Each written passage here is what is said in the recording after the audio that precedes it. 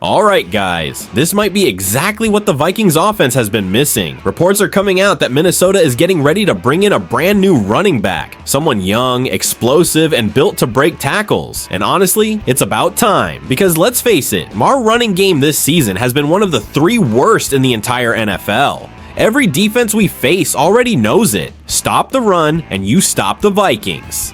But that could all be about to change. The team is reportedly looking for a back who can reignite this offense, take pressure off JJ McCarthy, and finally give this team some real balance. And depending on who they land, it might just be the move that turns this whole season around.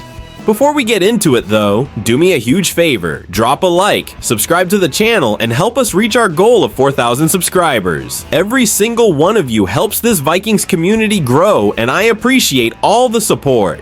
Alright, let's see what the NFL analysts are saying about the Vikings and why this potential move at running back could change everything for Minnesota. Interim head coach Mike Kafka announced Wednesday that the Giants will be going with Jameis Winston at quarterback Sunday when they host the Green Bay Packers at MetLife Stadium. Now, the Packers coming off back-to-back losses in which the offense has struggled, not finding the end zone until the fourth quarter in each. Green Bay currently third in the NFC North in a neck-and-neck division race, still with shorter odds to win the NFC North than the 6-3 Bears. But how will this division shake out? Back here with CBS Sports NFL analyst Emery Hunt. Emery, after starting the season 5-1-1, the Packers have dropped back-to-back games for the first time this season and doing so in uninspiring fashion. So does Green Bay get back on track? How do you see the remainder of the Packers season playing out?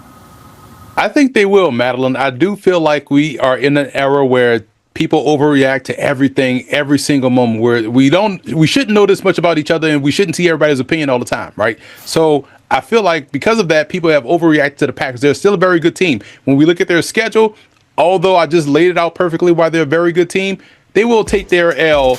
Coming up this week is the New York Giants and Jameis Winston. You got to know that's going to happen. Jameis gives the people what they want. They're playing at home, and he's one of the best quarterbacks, that most entertaining quarterbacks. He's also still one of the best quarterbacks in the game. He's going to go out there, and they're going to have a lot of fun. They're going to win a game. Mike Kafka's going to, make his statement for why he should be the permanent head coach. Green Bay will lose that ball game, but then they'll go on a nice little run right there. You see, they'll win 4 straight games. This offense can score. This defense is one of the best in the league, especially within the front 7. They'll take a loss on the road at the Bears, so they'll split with Chicago.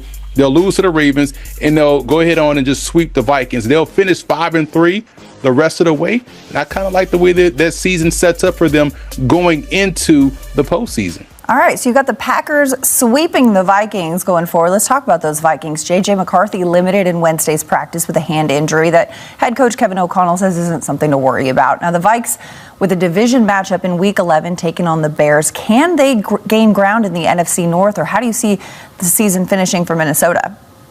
First of all, I like how you said it's a hand. Don't worry about it. Yeah, the quarterback probably shouldn't. It's a little boo-boo. He's got a Band-Aid on it.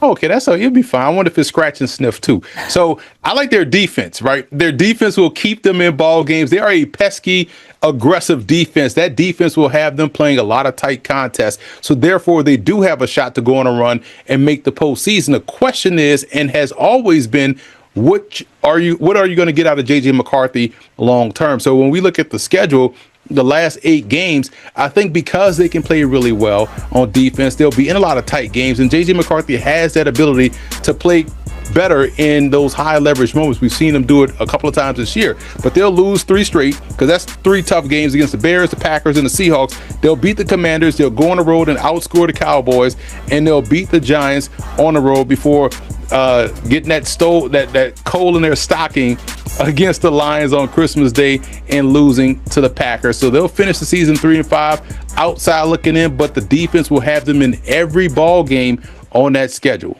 Defense having them in the ball game. We like to see it. All right, let's talk about the Bears. Bears coming off a come-from-behind win over a Giants team that's getting a lot of mentions in this NFC North segment here. Giants team that made a coaching change in the wake of the loss. Chicago's schedule does get a little bit harder going forward. The second hardest remaining schedule in the league, and 6 of 8 teams above 500. So where does Chicago finish this season? Well, Madeline, if folks have followed CBS Sports HQ all spring and summer, they would have seen my take saying that the Chicago Bears will win the NFC North. So, of course, this is great for my agenda. This is great for CBS Sports HQ because who else has great analysts that are nailing these predictions like this, right? So this is why when we look at their schedule, I think the Bears are going to go on a run. So look at this. Wow, look at all those wins. Vikings, Steelers, yeah, they'll lose against the Eagles. They'll lose that game on the road against Green Bay, but then they'll go on a run. Shedeur Sanders, they'll beat the Browns. They'll beat the Packers. They'll go on the road, beat San Francisco, and they'll take care of business against the Lions. I think that Lions game in Week 18, all seriousness, will be for the division. So with those stakes being what they are and how the Lions team and the Bears team kind of are similar in terms of what they provide in terms of explosiveness on offense. We'll see if the Bears defense can keep up with that Lions defense. So I think that game will go back and forth. Wouldn't surprise me to see a Week 18 overtime matchup with the division on the line, but I have the Bears winning that and also having them win the division because, again, I stand 10 toes down with what I say. All right, I like it. A little spoiler alert here because you've got the Bears beating the Lions in Week 18 for the division, but let's talk about those Lions. They're the team currently sitting atop the NFC North. Jahmyr Gibbs putting on an absolute clinic in Week 10, 2 touchdowns in the dominant win over the Commanders. But with just 3 divisional games remaining, can Detroit hold on to the top spot in the NFC North? We already heard you say no, so how does their schedule shake out? Well, the reason why I said no is also the reason why I have to give my apologies to the Detroit Lion fans, because in that same stretch of offseason preseason predictions, I said the Lions would not make the playoffs. But because I was worried about the offensive coordinator departure and the defensive coordinator departure, but they have proven me wrong, and they went out there and played Lions football because Dan Campbell is the key. So I will say my bad to the Detroit Lions fans, but when I look at this football team and how they play, I think they are well equipped to go on another run and make a postseason run as well. Because when you look at the schedule, they'll lose to the Eagles coming up. They'll beat the Giants. They'll lose to the Packers, beat the Cowboys, lose to the Rams. That's a great game, by the way, that Rams-Lions game. And then they'll win 2 in a row. Pittsburgh, probably putting the brink on Pittsburgh and like, hey, man, are they going to make the postseason? They'll beat the Vikings, and then they'll lose that overtime Week 18 matchup, I said, against the Chicago Bears, who will give them the division, but will also help the Lions secure that playoff spot as well. I think most importantly, when we look at the Lions, it's about seeding. If they can continue to play their road to the postseason, get at least a home game, that's big for them. So they're going to have to sweep Chicago by beating them in Week 18 in order for that to happen. Because if they lose to the Bears there, based on how I think the Bears schedule will run its course on the back end, then the Lions would win a division as opposed to Chicago. So that's why that game in Week 18, I think, is going to be super important, because I also feel like the Bears are about to go on a nice little run. All right, so a 10-7 finish for the Lions. That's a pretty solid record. That's a record that looks like it's good enough to make the postseason. What is your playoff prediction for the NFC North? Thanks in part to the NFC South. Somebody has to win that division. They'll get that home playoff game. But that's the only team I see coming out that division, which means you got one team coming out the East, one team coming out the South. I have 2 teams coming out the West. That means you get to get 3 teams in the postseason, NFC North fans. So it's going to be Chicago, it's going to be Detroit, and it's going to be the Green Bay Packers. Green Bay, thanks in part to that tie they had against the Dallas Cowboys. And I don't think the Cowboys defense will improve enough to where they get back into this race. Yeah, they'll make things interesting, but man, the Lions are really good. The Bears are really good. And I feel like the Packers defense is significantly better than a lot of defenses in the NFC. And their offense will figure it out enough to where they'll win more than they lose. So I like all 3 of those teams to get to the postseason. I like it. Well, congratulations to everyone but the Vikings in the NFC North for Emery's nod to the postseason. Emery throwing for 2 touchdowns and running for another one to take down the Lions in the division. What's been your biggest surprise there? Because I was kind of worried about J.J. McCarthy. Well, not necessarily even on the offensive side. The big surprise for me has been Jalen Redmond, the defensive tackle. He's a guy that was a great find by their personnel department. They found him in the UFL. And with names like Jonathan Grenard, Javon Hargrave, Dallas Turner, you would never expect that Jalen Redmond is leading the team in sacks with 4. And so this is why you do what you do as a personnel department, and you're always scouring for players that you can bring in, whether it's in other leagues, whether it's bottom of the draft guys, and their personnel department has done a really good job finding this young man. It must be such a thrill as a personnel department when you bring someone on. Of course, they have all the promise, but when they exceed your expectations, you must be like, wow, Really smart. It's one of those moments, and I'll say for Jalen Redmond in particular, because he wasn't on people's radar, right? You can't, as a pro director like I was coming up, or a pro scout, you can't hang your hat on, the prize coveted first round pick Right. and say, oh yeah, I Right. love that guy, Yes. right? Because that wasn't your call. But when you can go and unearth a guy like Jalen Redmond, your pro department is the one that dug him up, and now he's paying dividends, and now it takes notice around the rest of the building, like, hey, those guys are really working and finding these players for us. Yeah, all right. That's always a nice surprise. What about concerns moving forward for this team? What are you disappointed in? I'm concerned about the inconsistency at quarterback. Right? Wow. There's been a rotating. It's been, KOC, he's had 7 different quarterbacks since he's been the head coach there, which typically spells disaster, but they found ways to win games and still make the playoffs. But even with J.J. McCarthy, it was very up and down day.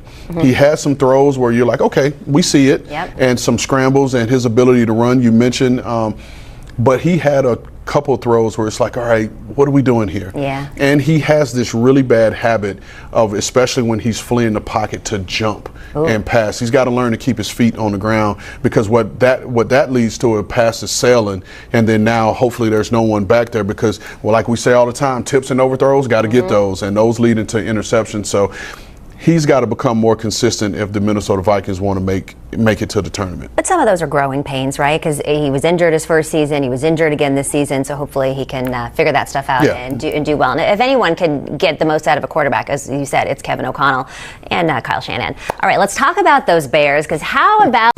Welcome back to HQ Spotlight. Jacqueline D'Agostino here. And as we enter Week 10 in the NFL, we're starting to see that distinction between the teams that are good and the teams that are bad. Some have been bad since the jump, right? But it's just becoming more and more clear where they're going to be drafting come April. So we have our wheels turning. We're really thinking, right? So insert Mock Draft Mondays. We're going to go through our very own Ryan Wilson's latest mock with the current draft order as it stands heading into Monday Night Football.